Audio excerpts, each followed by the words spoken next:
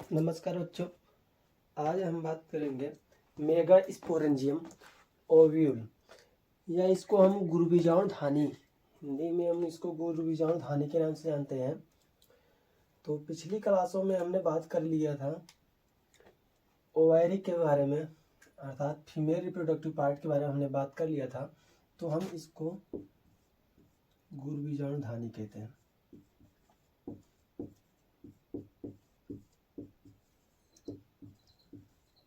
पढ़े थे पिछली क्लासों में माइक्रोस्पोरेंजियम की बात किया था हमने, जो हमारा एंथर का डेवलपमेंट जब हम लोग पढ़ रहे थे वहां पर हमने बात किया था। कुछ ऐसी संरचना थी।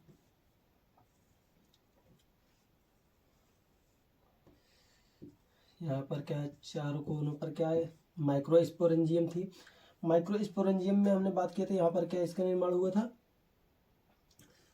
पॉलन ग्रेन का या फीमेल गैमेटोफाइट का निर्माण हुआ था। ठीक है, तो यहाँ पर क्या माइक्रोस्पोर का निर्माण हुआ था। माइक्रोस्पोर डेवलप होकर के फीमेल गैमेटोफाइट का निर्माण किया था, जिसको क्या हम पॉलन ग्रेन कहते हैं।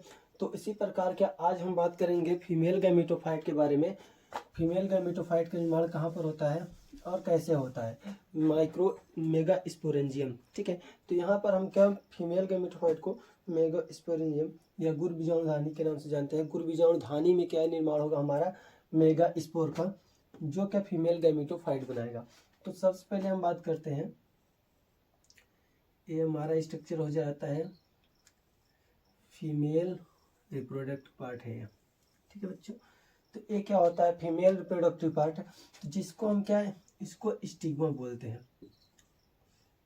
इसको स्टिग्मा बोलते हैं। ये हो गया, थोड़ा सा स्टाइलिश बना हुआ दिखाई दे रहा है, तो इसको हम क्या स्टाइल बोलते हैं, जिसको इंग्लिश हिंदी में वर्तिका कहते हैं। ठीक है, जिसको वर्तिका कहते हैं। ये हमारा क्या स्टिग्मा जो होता है बच्चों, ये थोड़ा सा चिपचिपा सा होता है, कि स्टिकी होता है, क्योंकि पॉलन ग्रेन जब इस पर गिरता है तो उसको चिपकाने के लिए इसको थोड़ा सा स्टिकी होना पड़ता है, तो इसलिए स्टिकी से हम याद करेंगे स्टिग्मा, जिसको हम वर्तिकाग्र कहेंगे। क्या कहेंगे, वर्तिकाग्र।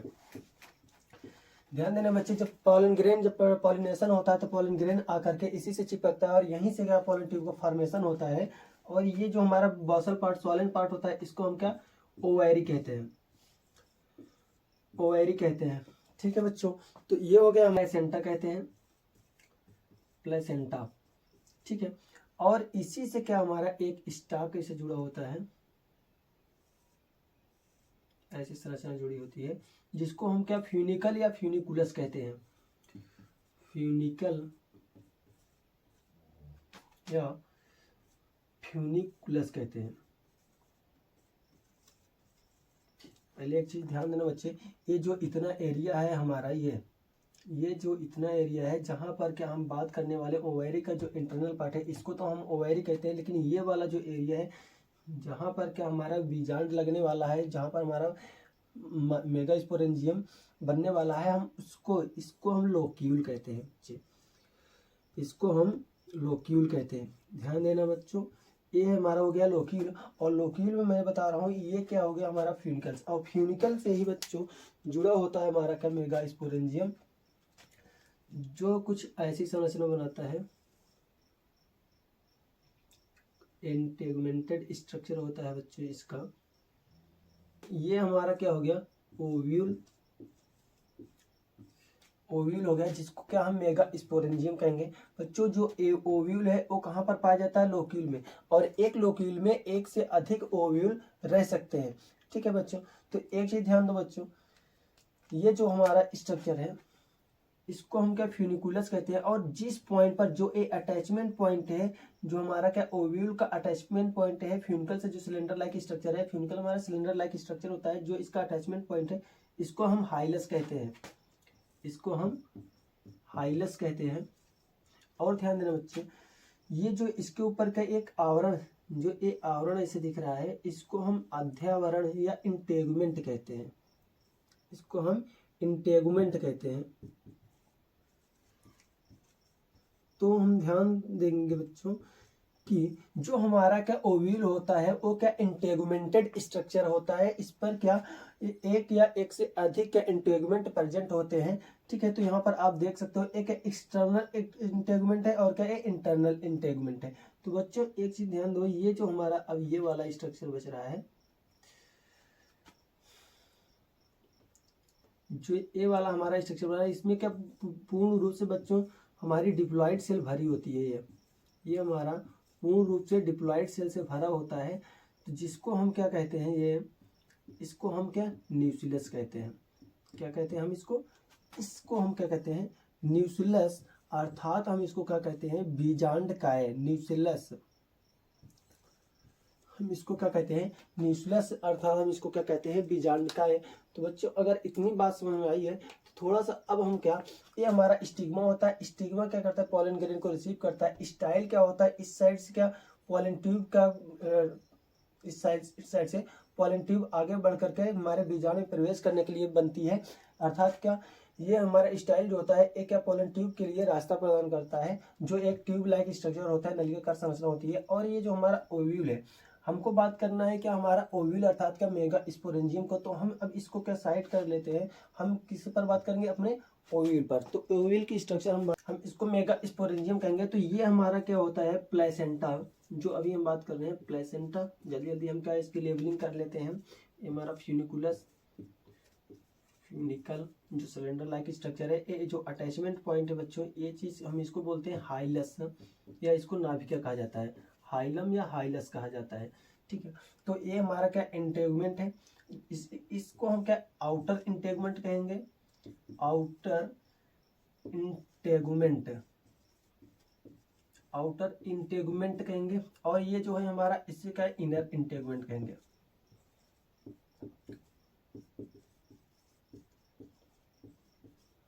ध्यान देना बच्चे, एक अंतःध्यावरण है और एक बाह्य अध्यावरण है।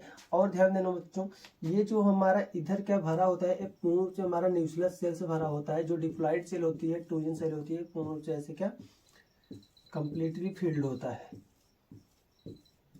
तो ये हमारा हम इसको बोल देंगे, ये हमारा ट्यूजन है, कंप्लीट रूप से ट्यूजन है। तो है बच्चों दुगुणित सेल होती है, सभी क्या पूर्ण रूप से पूरी सेल क्या होती है दुगुणित होती है, जिसको हम क्या बोलते हैं न्यूक्लियस बोलते हैं बच्चों। तो ये वाला पार्ट जो होता है हम इसको न्यूक्लियस बोलते हैं, जो क्या होता है हमारा डिप्लॉइड स्ट्रक्चर होता है। और ध्यान देना बच्चों, ये साइड जो खुली है हमारा, जहाँ पर इंटेगुमेंट एब्सेंट है, अर्थात ये जो इसका मुख दिख रहा है, इसको हम माइक्रोपाइल बोलते हैं, माइक्रोपाइल। क्योंकि बच्चों इसी साइड से क्या हमारी पोलन ट्यूब इंटर करेगी, जो क्या हमारे बीजांड में अर्थात क्या फीमेल गैमेटोफाइट में इंटर करेगी हमारी पोलन ट्यूब। तो इसके लिए क्या है मार्ग बनाती है बीजाणु, हम इसको बीजाणु द्वार भी कहते हैं, माइक्रोपाइल है। ठीक है बच्चों, तो जो जब ये स्ट्रक्चर बन जाती है तो ये जो माइक्रोपाइल होता है बच्चों, हमेशा ध्यान देना माइक्रोपाइल के जस्ट क्या अपोजिट साइड जो इन होगा, इसको हम चैलाजा बोलेंगे। तो इस साइड को हम बोलेंगे चैलाजा, जिसको हम निभाग बोलते हैं, चैलाजा। तो बच्चों ये हमारा क्या पूर्ण रूप से बन चुका है क्या हमारा मेगा स्पोरेंजियम, ये हमारा मेगा स्पोरेंजियम है। तो ध्यान देना, अब यहाँ से हमारे फीमेल गैमेटोफाइट का निर्माण कैसे होगा। तो बच्चों एक चीज देखो, ये जो हमारी न्यूक्लियस है, जो न्यूक्लियस सेल है, जो न्यूक्लियस सेल है, ये क्या इसमें के एक सेल को मॉडिफाइड होना होता है। तो इसमें से एक सेल मॉडिफाई होती है। मैंने बात किया था बच्चों कि कई बार जो हमारे कोशिकाएं होती है हर जगह कुछ ना कुछ रूपांतरण प्रदर्शित करती है। तो यहाँ की सेल हमेशा एक सेल क्या मॉडिफाई होगी। अब बच्चों वो सेल मॉडिफाई होने वाली वो कहीं कहीं हो सकती है, लेकिन कोई भी सेल हो सकती है, लेकिन वो हमेशा किस एंड पे प्रेजेंट होगी, हमारे माइक्रोपाइल एंड पर होगी।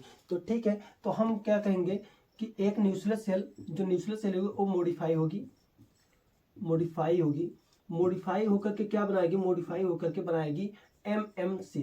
क्या बनाएगी, एमएमसी, जिसको हम क्या बोलेंगे बच्चों, हम इसको बोलेंगे megaspore mother cell, megaspore mother cell.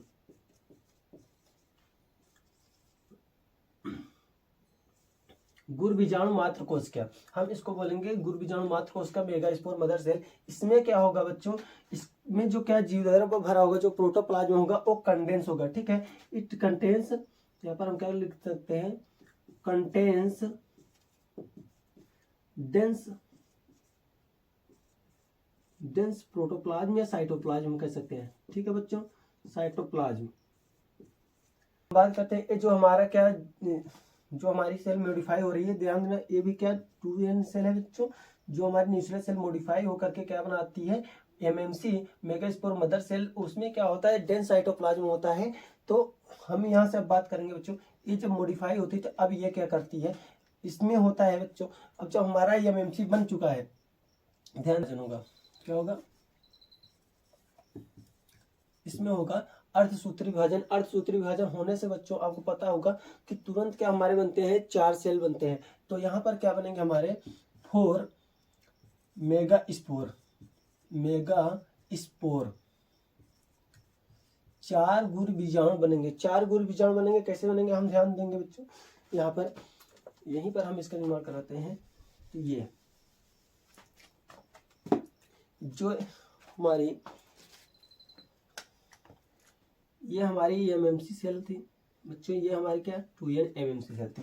तो इसमें क्या होगा, मियोसिस होगा। आपको मालूम जैसे ही मियोसिस होता है तो मियोसिस 2 पार्ट्स में डिवाइड होता है, 2 स्टेज में डिवाइड होता है। मियोसिस फर्स्ट होता है तो इसमें से क्या 2 सेल बनेंगे।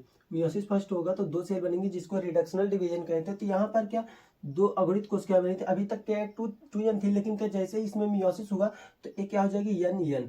तो बच्चों पहले हम इसको क्या बोलेंगे, मेगा स्पोर डायाड। क्या बोलेंगे पहले, मेगा स्पोर डायाड। तो पहले हम यहाँ पर बनेगा हमारा मेगा स्पोर डायाड, क्योंकि 2 सेल बन रही है। फिर उसके बाद इसमें पुनः जो रिडक्शनल डिवीजन हमारा चल रहा है वो सेकेंड फेज भी जब कंप्लीट करेगा तो यहाँ पर क्या 4 सेल बन जाएंगी।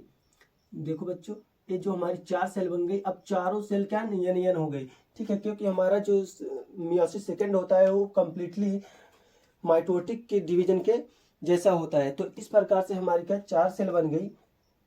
ये चारों सेल बच्चों, अब इसको हम क्या कहेंगे, ये चारों सेल हमारे क्या कहलाएंगे, megaspore tetrad. Megaspore tetrad. इतनी बात समझ में आई बच्चों आपको? अगर इतनी बात समझ में आएगी तो बताइए। देखो बच्चों, तो हमने बात किया पहले क्या होती है हमारी, क्या एनिसुलस सेल होती है जो क्या 2n सेल थी। उसका हो मॉडिफाई होकर क्या मेगा स्पोर मदर सेल बनाई, जिसमें क्या डेंस साइटोप्लाज्म होता है। उसके साइटोप्लाज्म क्या होता है, डेंस। और वो जो मॉडिफाई होने वाली सेल है, जो हमारी एमएमसी बनाने वाली सेल है, वो हमेशा कहाँ पर, माइक्रोपाइल इन पर प्रेजेंट होगी। वो कोई भी सेल हो सकती है। फिर उसमें क्या होता है बच्चे, जो हमारा एमएमसी होता है उसमें क्या मियोसिस होता है। मियोसिस फर्स्ट होता है तो बच्चों हमारे बनते हैं क्या, मेगा स्पोर डायाड बनते हैं। और उसमें जैसे ही मियोसिस सेकेंड होता है तो हमारे मेगा स्पोर टेट्राड स्ट्रक्चर बनता है। ठीक है, तो इतनी बात समझ आ गई बच्चों। तो अब हम आगे की बात करते हैं। देखिए तो बच्चों जैसे ही क्या हमारा मेगा स्पोर टेट्राड बनता है, अब इसके आगे का डिवीजन तब होगा, क्योंकि बच्चे इसमें से हमारे जो 3 मेगा स्पोर होते हैं, ये जो 3 मेगा स्पोर होते हैं ये क्या होते हैं, डिजनरेट हो जाते हैं। ये 3 मेगा स्पोर डिजनरेट होते हैं, नष्ट हो जाते हैं। तो जो हमारा 1 मेगा स्पोर बनता है, एक क्या कंप्लीटली डेवलप होता है, जो हमारा फंक्शनल मेगा स्पोर कहलाता है। तो भाई हम यहाँ पर बात कर लेते हैं क्या, 3 mega spore, 3 mega spore degenerated.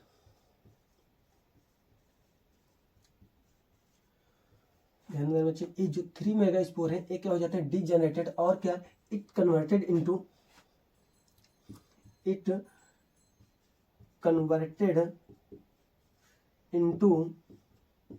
Functional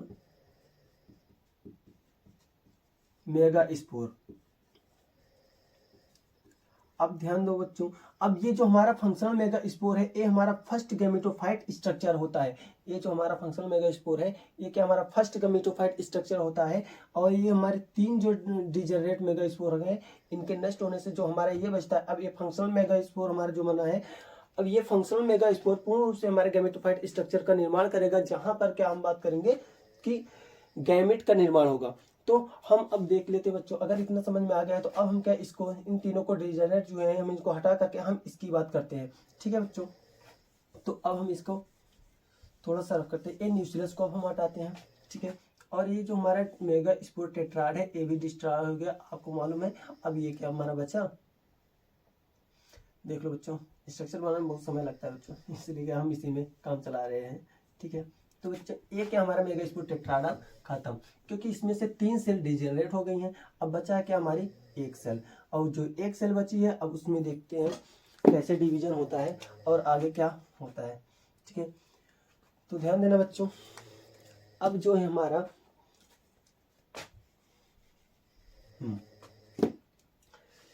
अब हम थोड़ा सा इसको बात कर लेते हैं, थोड़ा सा स्ट्रक्चर बना लेते हैं ऐसा कुछ ये। अब मान लेते हैं बच्चों ये क्या हमारा यन है। ठीक है, ये हमारा एक न्यूक्लियस है और यन है, ये अगुणित न्यूक्लियस है। अब हम इसको फंक्शनल मेगास्पोर कहेंगे। ठीक है बच्चों, तो हम इसको क्या कहेंगे, फंक्शनल मेगास्पोर। अब फंक्शनल मेगास्पोर कन्वर्ट होगा किसमें, तो बच्चों यहाँ पर हम बात कर लेते हैं कि 3 megaspore degenerated rated and 1 converted into functional megaspore.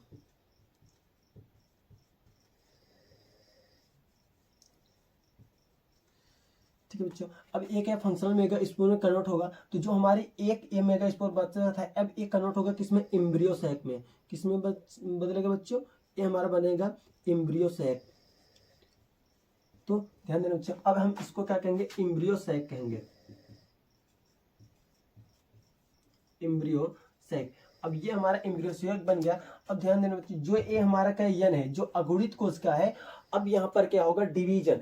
अब यहाँ पर होगा माइटोटिक डिवीजन और क्या ओनली न्यूक्लियर माइटोटिक डिवीजन होगा, जिसको हम क्या कैरियोकाइनेसिस कहते हैं बच्चों। ठीक है, तो अब जब इसमें डिवीजन होगा तो यहाँ पर क्या एक न्यूक्लियस से 2 न्यूक्लियस बन जाएंगे। अब ध्यान देना बच्चों, मैंने बताया है आपको कई बार बताया है कि जो हमारी यन सेल होती है, अगर यन सेल में अगर माइटोटिक डिवीजन होता है तो यन ही बनता है। अगर क्या हमारे कोई 2n सेल होते हैं, अगर उसमें माइटोटिक डिवीजन होता है तो 2n सेल बनता है। अगर जब तक मियोसिस नहीं होता है तब तक हमारे किसी भी सेल में गुणसूत्र संख्या आधी नहीं होती है, अर्थात क्या हैप्लॉइड स्ट्रक्चर नहीं बनता है।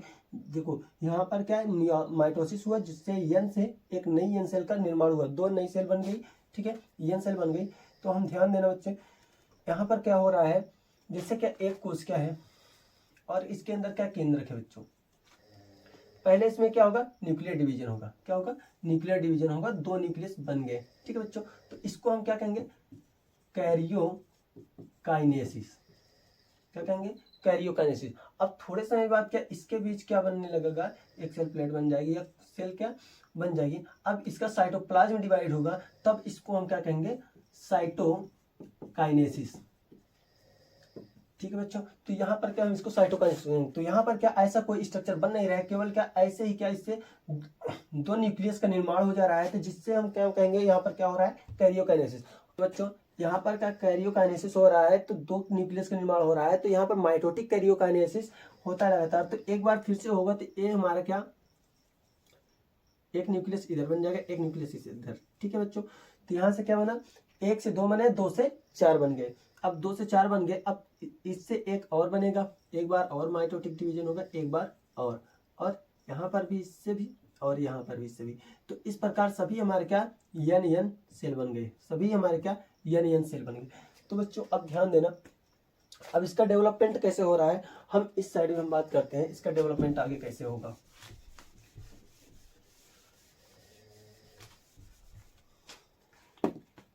देखो बच्चे, अब हम एम्ब्रियो सैक को बाहर लेते हैं, जो हमारा एम्ब्रियो सैक है उसका डेवलपमेंट कैसे हो रहा है हम इसकी बात करते हैं। ये क्या हो गया हमारा एम्ब्रियो सैक। तो ध्यान दो, ये जो 4 सेल है वो क्या एक पोल की ओर मूव कर जाएंगी और ये जो 4 सेल है वो एक पोल की ओर मूव कर जाएंगी। इस प्रकार से बच्चों सॉरी, ये जो 4 न्यूक्लियस है एक पोल की ओर मूव करेंगे, ये 4 न्यूक्लियस एक पोल की ओर मूव करेंगे। तो हम ध्यान देंगे बच्चों, ये जो हमारा क्या 4 न्यूक्लियस है इस साइड में मूव कर गया। ठीक है बच्चों, आपको दिख रहा होगा, ये देखिए चारों न्यूक्लियस इस साइड मूव कर गए और क्या चारों न्यूक्लियस इस साइड मूव कर गए। बच्चे आप लोग ध्यान देना, इसको हम क्या चैलाजा बोल लेते हैं ताकि हमको याद रहे, ये हमारा चैलाजा इंड था, इसको हम चैलाजा इंड बोल देंगे। ठीक है, और ये हमारा क्या माइक्रोपाइल होगा, क्या होगा माइक्रोपाइल। ठीक है बच्चों, एक क्या हो गया हमारा माइक्रोपाइल, ये हो गया चैलाजा। अब ध्यान देना बच्चों, जो एक है चारों न्यूक्लियस हमारे क्या पोल की ओर अरेंज हुए हैं, इसमें से क्या एक न्यूक्लियस क्या मिडल में आएगा और एक न्यूक्लियस क्या सेंटर में आएगा, दो न्यूक्लियस का किनारे किनारे के सेंटर में मूव कर जाएंगे।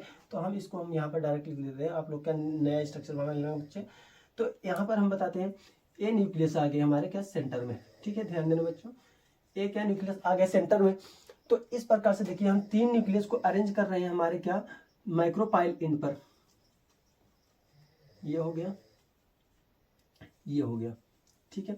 तो 3 न्यूक्लियस हमारे माइक्रोपाइल इन पर हो गए और क्या 3 न्यूक्लियस हमारे क्या चेलाजा इन पर हो गए। और जैसे ही इनका मतलब इन पर पहुंच जाते हैं बच्चों, वैसे ही डेवलप होने लगते हैं, तो इनके ऊपर क्या सेल वॉल बनना स्टार्ट हो जाती है।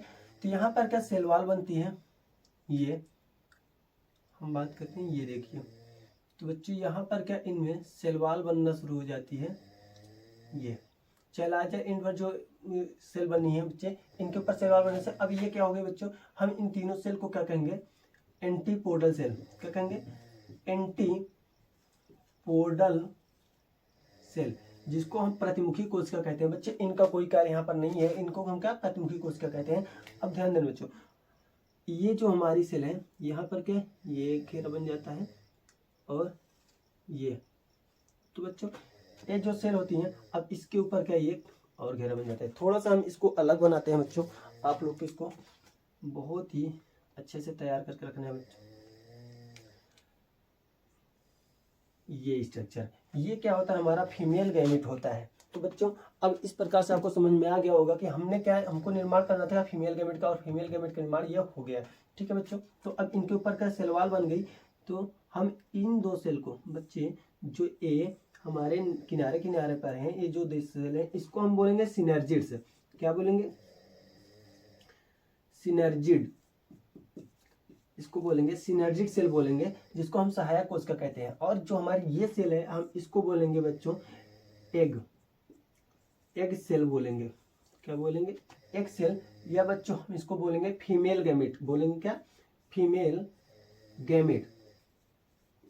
तो जाहिर सी बात है आपको समझ में आ रहा होगा बच्चों। अगर इधर नहीं दिख रहा तो मैंने बोल रहा है, आप लोग सुन लीजिए बच्चों। अब जैसे ही ध्यान देना, जैसे ही फीमेल गैमेट बना और क्या इसके ऊपर सेल वॉल बन गई, इसके ऊपर सेल वॉल बन गई, इसके ऊपर सेल वॉल बन गई, वैसे बच्चे अब ध्यान दो, इन ये सभी क्या सेल वॉल से घिर गई, ये सेल तीनों सेल वॉल से घिर गई, इस सेल तीनों सेल वॉल से घिर गई। लेकिन बच्चे इन तीनों सेल और इन तीनों सेल को 6 सेल हो गई, इनके सेल वॉल के घिरने से बच्चे इसके ऊपर क्या बच्चे यहाँ पर क्या एक लेयर बन जाती है, और जिससे क्या एक लार्ज सेल का निर्माण होता है। ध्यान देना बच्चों, ये इसमें क्या कंप्लीटली क्या भरा होता है, हमारा साइटोप्लाज्म भर जाता है।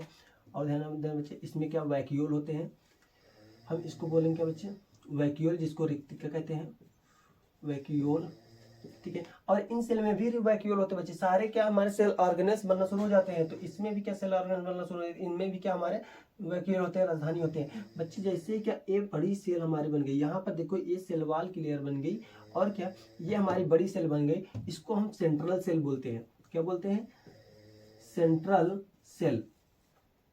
तो बच्चों अब आपको थोड़ा सा गिनती हम करवा लें, हमारी एंटीपोडल सेल की संख्या कितनी है, 3, और क्या हमारे सिनर्जी की संख्या कुल कितनी है, 2, और क्या एक सेल की संख्या कुल कितनी है, 1। तो बच्चों 3 3 6, 3 2 5 1 6, 3 एंटीपोडल सेल, 2 सिनर्जिड्स, और क्या एक सेल, 6 हो गई। अब बाकी बची जो हमारी सेंट्रल सेल एक संख्या में ये भी है, तो 3 3 6, 3 3 6 1 7। तो इस प्रकार से हमारा क्या बन गया, जो हमारे एंजियो स्पर्म का जो हमारा क्या जो हमारे एंजियो स्पर्म का एम्ब्रियो साइक होता है, उसमें क्या होता है बच्चों, 7 सेल होता है। क्या होता है, 7 सेल। ध्यान देना बच्चों, इस प्रकार से क्या हुआ हमारा 7 सेल। अब बच्चों ध्यान देना, इसमें क्या एक न्यूक्लियस है, इसमें एक न्यूक्लियस, इसमें भी, और क्या सभी में एक न्यूक्लियस है। लेकिन हमारा जो क्या है सेंट्रल सेल है, इसमें क्या है 2 न्यूक्लियस है, और इन न्यूक्लियस को बच्चों हम बोलते हैं पोलर न्यूक्लियाई, बोलते हैं क्या, पोलर न्यूक्लियाई।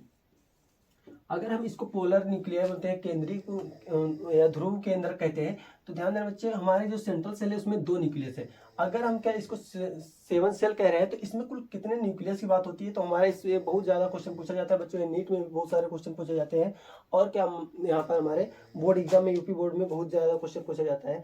और ये जो स्ट्रक्चर है बच्चों बहुत बार पूछा गया है, स्ट्रक्चर हमेशा पूछा जाता है, ये वाला स्ट्रक्चर भी पूछा जाता है। इसका डेवलपमेंट पूछा जाता है, कैसे कैसे इसका डेवलपमेंट होता है, कैसे क्या ये हमारी 4 सेल स्टेज आई तो इनके सभी स्टेज को आपको बताना पड़ता है।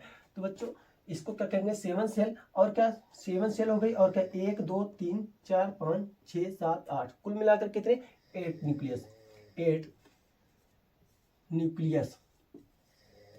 तो ध्यान देना बच्चे, हमारा जो एंजियोस्पर्म का जो एम्ब्रियो सैक होता है वो 7 सेल 8 न्यूक्लियाई कंडीशन में होता है, 7 सेल 8 न्यूक्लियाई कंडीशन में होता है।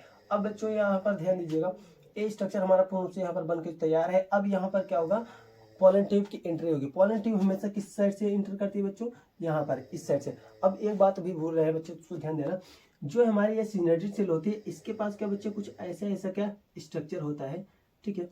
यहाँ पर क्या कुछ ऑपरेटर्स लाइक स्ट्रक्चर होता है ये, तो हम इसको बोलते हैं क्या बच्चे, इनको हम बोलते हैं फिलीफॉर्म ऑपरेटर्स। क्या बोलते हैं, फिलीफॉर्म ऑपरेटर्स।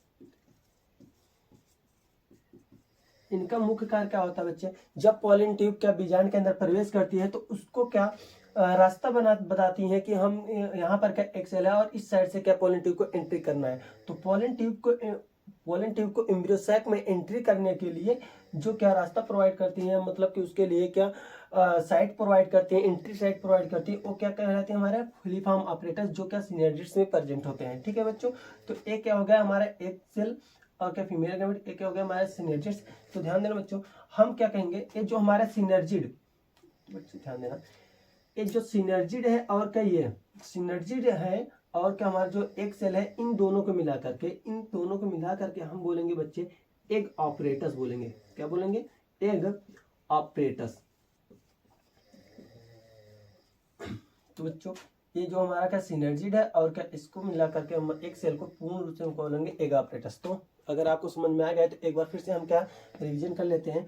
तो बच्चे यहाँ पर ध्यान दो, ये जो हमारा एम्ब्रियो सैक है इससे क्या हमारा बन गया, यहाँ पर क्या हमारे बन गए एग सेल। क्या बन गए, एग सेल, जो बच्चे हमारा क्या है फीमेल गैमेट है। अब बच्चे यहाँ पर ध्यान देना, एक सेल हमारा क्या है अगुणित है, जो सिनर्जिड थे वो भी अगुणित है, ये दोनों भी क्या अगुणित है, ये भी क्या अगुणित है, और ये भी क्या हमारे सभी क्या हैप्लॉइड स्ट्रक्चर है, सभी क्या यन है, ठीक है। ध्यान देना, कभी ये गलती नहीं होनी चाहिए बच्चों की। हाँ, तो ये जो हमारा एक सेल है यही क्या हमारा फीमेल गैमेट है, तो हमको इसी का स्ट्रक्चर लेना था।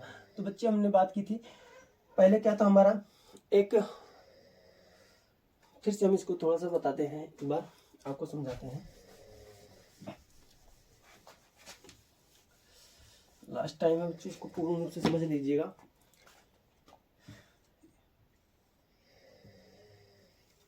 ये क्या होता है स्टिग्मा, क्या होता है स्टिग्मा होता है, और क्या ये स्टाइल होता है, और एक क्या होता है ओवरी, ठीक है बच्चों। और इसके अंदर जो एरिया है इसको हम क्या बोलते हैं लोक्यूल बोलते हैं। क्या बोलते हैं लोक्यूल। इसी स्ट्रक्चर में बच्चे पूर्ण रूप से आपको समझ लेना है, ठीक है बच्चों। तो इसी स्ट्रक्चर में आपको पूर्ण रूप से समझ लेना है। ये क्या हो गया हमारा लोक्यूल। अब बच्चे जो लोक्यूल है और यहीं पर क्या होता है प्लेसेंटा। अब प्लेसेंटा से क्या जुड़ा होता है फ्यूनिकल। क्या जुड़ा होता है फ्यूनिकल। यहाँ पर क्या बनता है बच्चों इंटेगमेंटेड,